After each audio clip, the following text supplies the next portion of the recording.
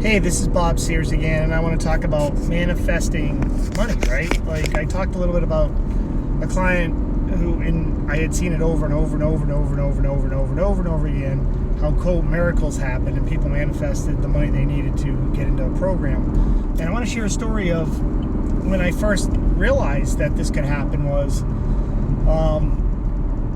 I don't know, I was like 21, I believe, 21, and I had gone to Bridgewater State College. I was undeclared for a couple of years, and then I took about a year off, and I was in I was just doing, I was undeclared.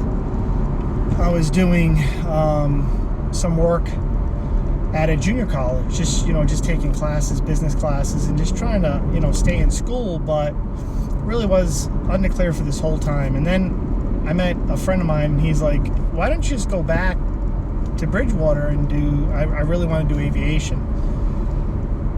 And I said, geez, so I looked up all these aviation things, and I had thought about going back and taking aviation, but I was like, and he goes, well, just go back. So it was 2 weeks before school starts. Now I want you to think about this. It's, a fairly big college, and so I call them up, and I go, listen, I want to go to school. And they said, well, school starts in 2 weeks. And they start laughing kind of. And I said, well, I really want to go. And they said, well, you would have had to go here. And I said, well, I did. And they said, well, you would have had to be in good standing, because they assumed that I had bad grades. And I said, no, I was in good standing. And they go, oh, well, you just have to pay for it. And I go, well, can I get financial aid? And they said, yes. And they said, oh, okay. Ironically enough, come in. You can just sign the paperwork and we'll get you started. Pick your classes. So it was about an hour away. I jumped in the Jeep. I drove down there. And I get there and I start signing the paperwork they requested. And it says, declare a major. And I put aviation science. So she starts laughing. She goes, there's a wait list for people to get into the aviation science program. And I'm like, well, that's the only reason I'm coming back. She says, well, you're going to have to talk to the chairperson. I said, well, who's that? And she goes, Professor Annesley. And, he's in the aviation department, third floor of the library. So I go, give me the paperwork. She gives me the paperwork because he's never going to sign this. I said, I don't care. Give me the paperwork. Now, just as an inside story, I was also reading one of Tony Robbins' Awaken The Giant Within, which is a giant book, if anybody's ever read it. I mean, it's really a ton of information. So I he said, take action and just keep going until, you can't go any further. So I said, I'm doing that. So I run over, I get into his office, he's there, and now I want you to, for the older generation, and for the younger generation, you can look up this guy. His name is Errol Flynn. He looks like Errol Flynn. He's got a very pencil mustache. He's got a three-piece suit on, and he has a pipe.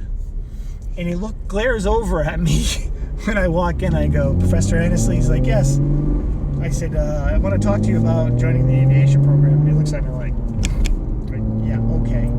So I walk in, I tell him my whole story about why I want to join, and he goes, you've almost convinced me. But let me ask you this. Not only do you have to pay for school, but you have to have $4,000 in your flight account in 2 weeks. And I look at him and I go, not a problem. And he goes, that's not a problem? I go, absolutely not. I go, not a problem. He goes, so you're going to pay for school and you're going to put $4,000 in your flight account in 2 weeks, not a problem. I said, absolutely not.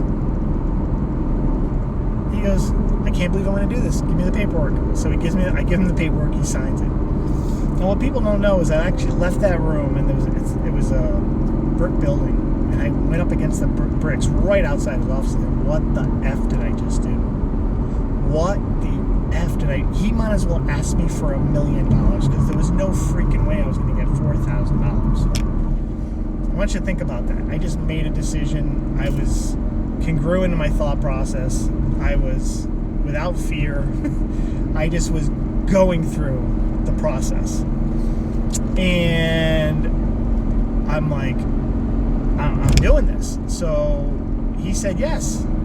So I went back to the woman, gave the paperwork, jumped in my car, and it's 45, 50 minutes home. I'm going, what the F did I just do? What the F did I just do? What the F did I just do? I don't have that type of money.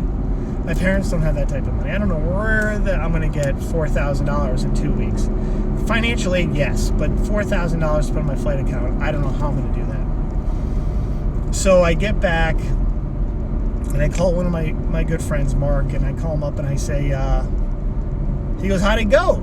I said, it went well. I said, I got in. He goes, awesome. I said, there's only one challenge. I need $4,000 in my flight account in 2 weeks. And he starts laughing. He goes, where the heck are you going to get $4,000 in your flight account?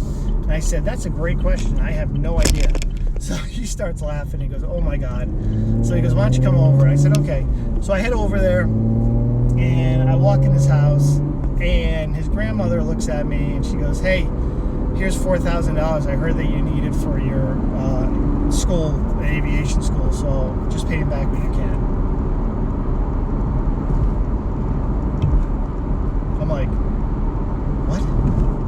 Because yeah, no, it's not an issue. Now, I kind of knew that she was fairly well-to-do and stuff, and that's all good. But he was my buddy, and I didn't anticipate it, didn't ask. And I was thinking to myself, this Tony Robbins stuff and this law of attraction and this stuff kind of works when you really believe wholeheartedly in desire and emotion and just move forward. So I've seen that happen over and over and over again. And I want you to let you know, and I want to talk about fear in the next installment, but I want you to know, like, you don't understand a lot of what the world, the universe can give you until you really ask, believe, and move forward. And sometimes, ironically enough, it gives you the things that you need, not exactly what you want to propel you forward. And that's one of the challenges. I think a lot of times people go, well, it didn't give me what I wanted, but what it's doing is nudging you forward.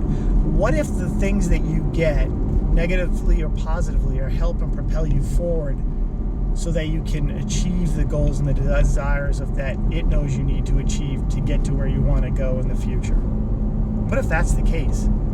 See, that's the thing we don't think about.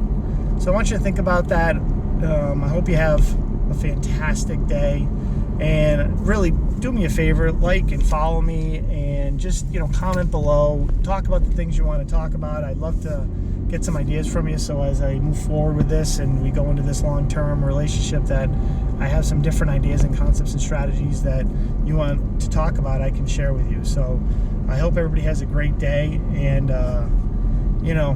remember, you're only one thought away from propelling yourself into the future that you desire. So have a great day.